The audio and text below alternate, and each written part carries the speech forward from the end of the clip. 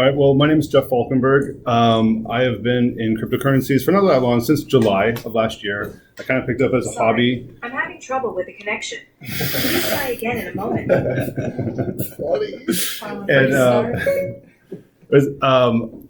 Around in 2011, I got myself in a position where I paid off all my debt and I was making money, blah, blah, blah. I got a small little bonus check for my work, and I thought, what if I did something crazy with it and bought Bitcoin?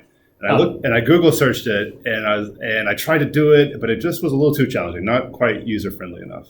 So I didn't do it. That was the Linden dollars days. Yeah, like if I had done that, I would be on an island right now. But then, so around a year ago, cryptocurrency started coming back up in the news a little bit on the edge of the news, and I had some friends who started to get into it, and I had made a decision at that point in my life that I wanted to get a hobby that can make money versus you just throw money into it and it goes away. And so that kind of led to cryptocurrencies. And so since that time, I've just taken that at a hobby level, just a little bit of free time, some YouTube videos, that sort of stuff.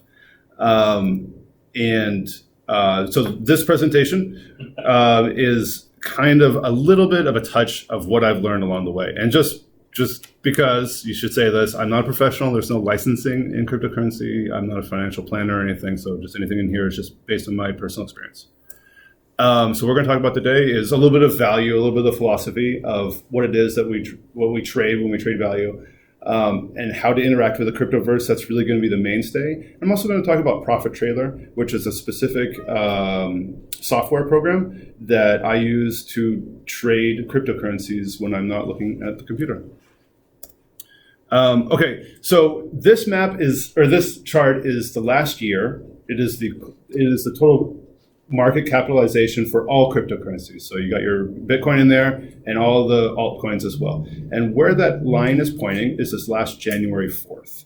And you can see that as of January 4th, and that goes, I think it ends there on the 18th. That's 2018. I think that ends probably like January 8th. That's a 40% growth that happened in that time period. And this is what's happened since. The reason why I want to show this is just to illustrate that the cryptocurrency, the cryptosphere, is a wild west. There is a lot of boom and bust, and so there's a lot of risk involved. But with that, there's also a lot of potential for gain. Now, this in particular, the fact that it happened right after Christmas, right after the New Year, right at the beginning of the first quarter, is something that does happen repeatedly in investments. Everyone goes home for Christmas, so to speak. They talk to their cousin who's got this crazy idea, blah, blah, blah, blah, blah. The end of the year checks come out and people do take some risk with it. And then they go and they take their returns back. To this extent of craziness is not always habitual, but that there's often a bump, particularly associated with the beginning of quarters. That kind of is habitual, and particularly with New Year's. Okay, so with exchange. So humans, obviously, we have very complex lifestyles, and we place value on things that are both tangible and abstract. And we've always used the barter system since the beginning of somebody has something that I like, I have something that they like, let's trade. And there we create a marketplace, and there the market determines, a pig is worth 3 bushels of wheat today at this moment. It's a pretty, non-sophisticated system, but it gets the job done. And just just to kind of explain how long, I don't know how to say this, but I'll just start over. 12,000 years ago, the earliest known permanent stone structure, as far as we know to date, was created, and this was created in Turkey in a place called Göbekli Tepe, which I'm sure I'm slaughtering that, but it's kind of like a kind of circular stone structure that is a calendar and also used for spiritual reasons and that sort of stuff, sacrifices and whatnot. So that's 12,000 years ago. So that's arguably the dawn of human civilization as far as having permanence about it. For using currencies, the earliest known currencies, metal currencies in particular, goes back to 1000 BC, so 3,000 years ago. And that was in China. So there's a 9,000 year period where we're just trading directly. And then around 5000 BC is the first known instances of state-issued currency. So fiat currency is another name for that.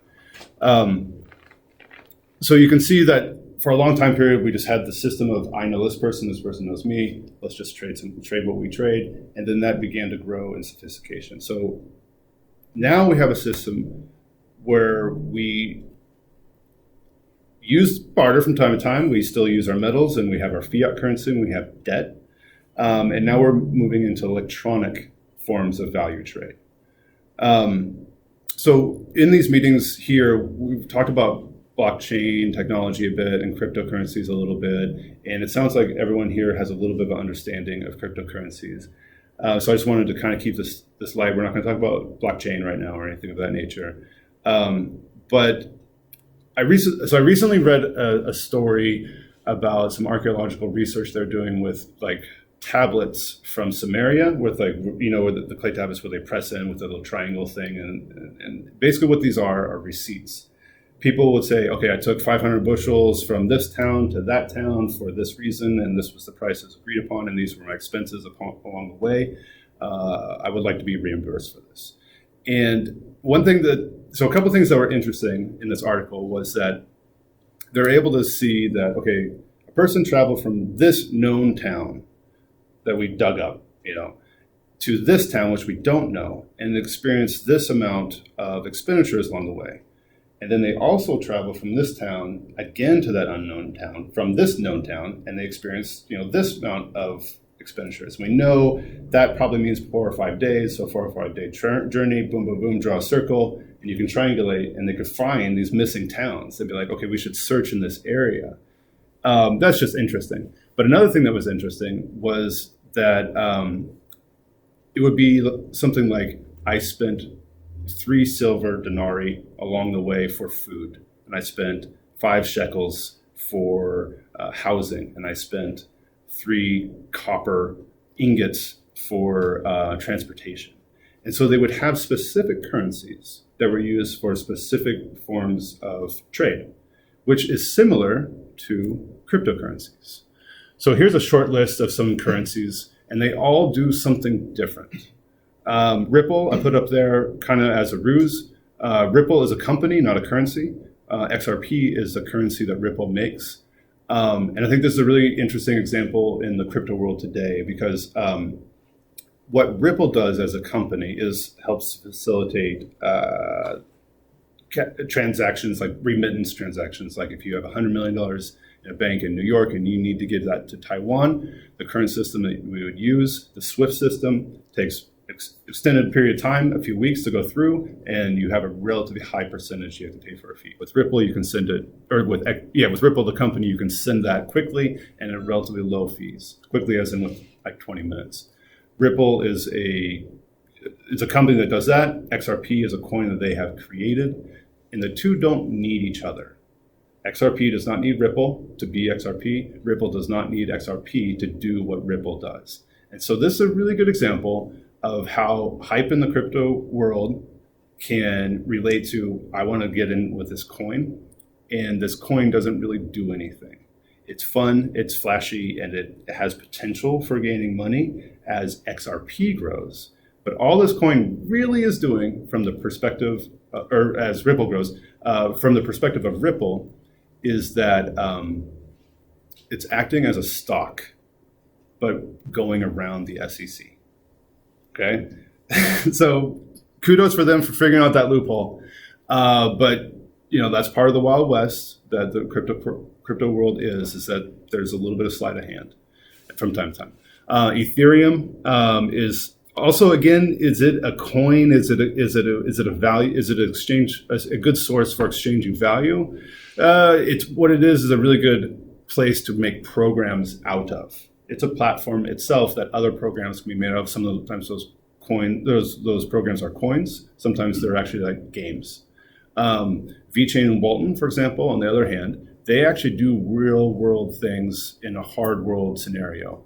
RFID, so radio frequency identification, is what these blockchain technologies are based on. They use that in supply chain scenarios, where anything that you want to track, maybe it's even cars in the street, you can use this technology for logistics purposes. Both these coins come out of somewhere in Southeast Asia. VeChain, I think, is out of China, and Walton, I want to say, is out of Taiwan, but I could be wrong on that. And they both have contracts with the Chinese government. VeChain in particular, you know how China from time to time just builds new cities from the ground up. VeChain is a backbone of one of the new cities that they're building. And so it will be used for all the logistics within the city, which is pretty impressive. You know, like, one, does that mean it's a good investment? Possibly. Does that mean that the society around us is changing starting right now? Yes, most definitely. Monero is a privacy coin. In fact, arguably, you could say it is the only true privacy coin. When you send something on the Monero blockchain, no one knows who sent it. No one knows who it was sent to. All you know is that a transaction took place. A lot of the other privacy coins have privacy aspects, but they're not true privacy coins. Now, obviously, if you were doing something on the dark web, Monero would be an intriguing currency. But bringing this into the real world, everyday life, when transactions switch from being the current system we have now to being on blockchains in general, you don't always want to have everything you do monetarily broadcasted. For example, if you buy something with Bitcoin right now, someone can see that on the blockchain if they have the means and the desire to read the blockchain. They can see your transactions with a little bit of, internet sleuthing. So, for example, if you go to the doctor and you don't want anyone to know about that, that would be a perfectly reasonable reason to use Monero in that instance. Nano is arguably a Bitcoin 2.0 or 3.0. Instead of having a singular blockchain that all transactions take place on, it has a set of block lattices. For every user, you have your own blockchain, and then the lattices talk to each other, or the blockchains talk to each other through a lattice system. That's the extent of my technical knowledge on that. That's as far as I understand it. But what that equates out to is there aren't any fees for doing transactions, and the transactions are effectively instantaneous. Salt is a really interesting coin. It's a digital escrow. So what that means is, say, for example, you happen to be a person that has like 1,000 Bitcoin. That's 5-minute warning. Till the end? Yeah. Oh, geez. Okay. Well, let's just skip. Okay. So what I want to really get to is how to get into the crypto world. So there's a number of web pages, and you guys are probably familiar with these. And this also, I have a PDF that we can email out. These are websites you'd want to go from cash into the crypto world. Coinbase is the Apple product of all these in the sense that it's very user friendly, but there's high fees to be involved. So that's why I also listed GDAX. GDAX and Coinbase are two different interfaces that go to the same central system. So using the Wild West theme, it'd be as if you got off the train and you in the one saloon town, and you were like, I want to go to the bar tonight. Oh, there's a $5 fee to get in the front door. Oh, if you go to the back door, it's only a $2 fee. Same bar on the inside. Gemini is a good one. I use them not very much, but they're also good. Let's move forward. For all of these, when you sign up for your account, you're going to have to do KYC, which is a traditional banking thing, which is know your client. It's a post 9/11 scenario, a form of regulation that the bank, you have to give some personal information. Part of the attraction of the crypto world is that it's elusive.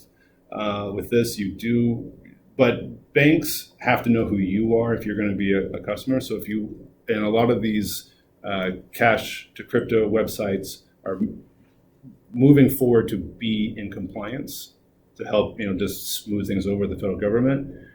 So you're going to have to, anticipate that you're going to have to give some information. Once you set up your account, you'll do a micro transaction where they'll send, a couple cents to your bank account, and then you have to verify that. And then 4 to 6 days later, or then you can move cash, and that takes 4 to 6 days, which is just standard for moving cash in our current system. And then once you have entered in, and once you've bought a cryptocurrency, you can trade your cryptocurrencies on other websites. Binance is based out of Asia, and I think they're migrating it to Japan in specific, but they have set multiple nodes. Bittrex is based out of Seattle. They have the mindset of they're an American-based exchange for American consumers. Binance is more of a global exchange for everyone. And so even though they're relatively new, they are the most used exchange. Robinhood is new, and I haven't used it yet. Okay, so is this new to anyone what I'm talking about right now? A little bit. Okay, so there's sending your money. The first time you do that, is everyone here bought cryptocurrencies? No? Okay. So once you've purchased a cryptocurrency and you want to send it somewhere, that's kind of nerve-wracking. One of the first time I did it, I definitely had a friend with me, and he walked me through it. But one thing that's consistent regardless of what exchange you're in or what wallet you're in is this simple method that I'll just kind of point out here. There will be a tab somewhere that says balances or wallets or funds, and you go into that and you have a list of cryptocurrencies, and you'll want to click on the receive aspect, and there will be a visual I'm just going to kind of verbally talk about right now. You'll click on that, so the receive, you'll get an address that you'll send to, you'll copy paste it, you go back to your sending platform, so there's two different platforms here, and you'll paste that in, and you'll need to verify this address. This address will be, I don't even know, about 30 digits long, and it'll have letters and numbers, uppercase, lowercase, that sort of stuff. So what I typically do is I'll verify the first four, maybe the last four, and somewhere in the middle there'll be a place where your eyes just naturally fall, and you're just going to verify that address is correct as copied and pasted. There are malware programs that will change this address and send it to whoever infected your computer with that malware. So, one, you just want to make sure you got the full address because it's a large, complex number. And two, you want to make sure that you're not sending it to someone else, because if you send it falsely, it's gone. And with that, like if you're sending Bitcoin, you got to make sure you're sending it to a Bitcoin address, not a Bitcoin Cash address or Bitcoin Gold. If you send it to the wrong type of address, it's gone. So here's more of a visual aspect. So let's say this is Bittrex. I think maybe it's Binance. But so here's a list of coins. Well, we want to send Bitcoin into this wallet. And so we'll hit the plus button. We'll get an address, copy and paste that. And then you go back to, for example, Coinbase. You'll sit where your Bitcoin is sitting. You'll hit the send button, and it'll give you the opportunity to paste that in. And then you want to do some 2FA or a second form of verification that you are authorizing this transaction. Google authentication would be one of those systems. And it's really that simple. Is it cool if I keep going? Yeah. Do you want to keep recording or do Q&A or how much time? This is really what I want to talk about. That was more of like just to get ready for this. Okay, so there's a program called Profit Trailer, and it is a trading bot. I use this, and it's what it is it runs 24 hours a day, and you set some parameters on it, and it makes the trades for you. So it operates on 3 different exchanges: Binance, Bittrex, and Poloniex. And based on my experience, I'd recommend them in that order. In fact, I would say don't use Poloniex, because when you buy your license to a specific exchange. And you can buy it at Profit Trailer directly or through GitHub. They have resale capacity there. And it costs 0.03 Bitcoin, which right now is less than $300. But that's just what it costs for this program. You set it. Ideally, you want to set it up on a host server of some sort. So I use Virmac. And so it's a virtual computer. That way it runs 24 hours a day. It's not using my electricity or my bandwidth. And the stability aspect is better for them than it is for me on playing the odds basis. And definitely you want to get plugged in through YouTube, Discord, and Profit Trailer Wiki to see how to run it. It is not intuitive, and there are a lot of ins and outs. The GUI has a lot of opportunity to kind of specialize it, but with that, you do need to watch some YouTube videos. In particular, Crypto Gnome is a YouTuber who specializes in videos for the trading bot. Data Dash is a YouTuber who talks about cryptocurrencies at large, and he's got a set of videos, like I think 20, 30 videos of these are some of the basics of technical analysis for watching the charts for cryptocurrencies. Sniper's Tube does the same thing. Traveling Crypto is a good kind of news and digest YouTuber. And then Andreas Antonopoulos is kind of the king of going out into the world and telling people about Bitcoin in specific and blockchain technology. And so he's definitely a great source for learning more about this sort of stuff. So with that, I'll open up to questions. All right.